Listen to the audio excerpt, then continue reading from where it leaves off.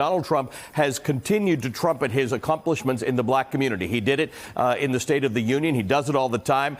He talks about organizations like Blacks for Trump. Give me a sense of where African Americans sit in terms of their goals, their economic and their social mobility goals, and Donald Trump.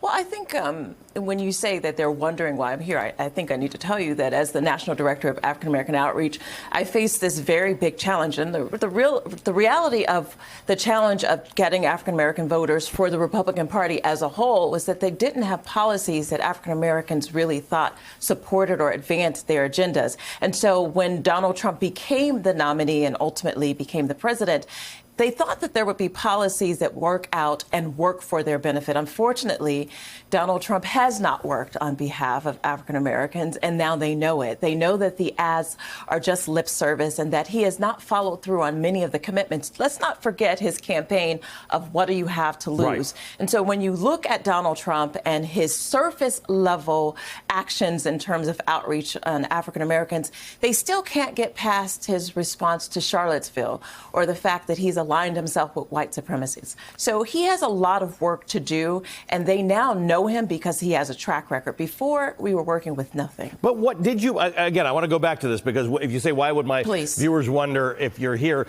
You were selling these ideas. Did you believe them? Did you believe that for African Americans, you got nothing to lose by voting for Donald Trump and that he would actually do meaningful things for African Americans? Well, first of all, let's just go back a little bit. I worked in the Clinton White House as a Deputy Associate Director of Presidential Personnel. At the time when I met Donald Trump, he was a Democrat. And so his policies at the time aligned with my policies. So let's be very clear about my track record in terms of where I stand on certain issues.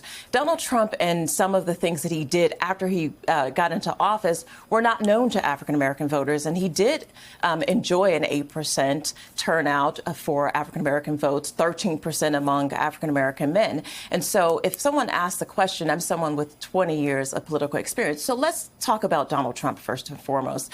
Donald Trump has said in lip service only that he wants African-American votes, but we can now examine his policy in regards to education when he talks about criminal justice reform, the economy, and African-Americans can make decisions for themselves as to whether or not they're better off now than when he became president. And by the way, there are a lot of people in this country who, if they measured where they are now versus where they were when he became president, there are people who have seen their wages increase, not the same way as other wages have increased, but members of the African American community. The top No, but I'm saying there are some people. This country. He boasts about lower African American unemployment. I like to put charts up to show that that's the direction it was going in. But when you talk about the 8% of people who supported 8% of African Americans who supported Donald Trump, the 13% of African American men, how much of that is belief in the idea that Donald Trump could have done something versus the idea that there is a fairly large, influential, and significant contingent of social conservatism in the African American community? Well, first of all, a lot of it was frustration with the Democratic Party. As I traveled the country with Donald Trump, candidate Trump at that time, what we heard from African Americans is that the Democratic Party had taken them for granted, had just assumed that they were going to automatically vote for whoever the Democratic nominee is. And that's not the case. African Americans were showing that they can, in fact, move away from someone who they've supported wholeheartedly. I think 93% of African Americans voted for Barack Obama in his last election. And so now what we're seeing is African Americans are taking a close look at Biden, at Bloomberg, at Bernie Sanders, because they want to see who, in fact, not only supports their agenda, but who can defeat Donald Trump.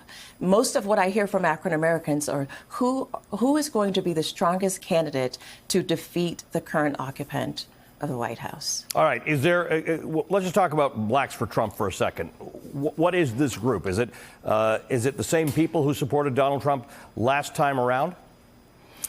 Well, I write about this in Unhinged. A lot of the Black for Trump supporters, some of them were actors. Some of them were hired. Some of them were paid to be there. Not many of them were sincere, holistic, organic supporters of Donald Trump. A lot of the antics that you see with these signs and the rallies and the calls are people who are strategically placed in his rallies as kind of window dressing. I mean, some of the things that go on behind the scenes of the Trump campaign, which kind of make your head spin. But I think that we're all now kind of hip to the fact that Donald Trump puts on a great production. In terms of reality TV, we know that he draws big ratings. But in terms of affecting African Americans' lives, he's failed to do that in the last 3 years as president.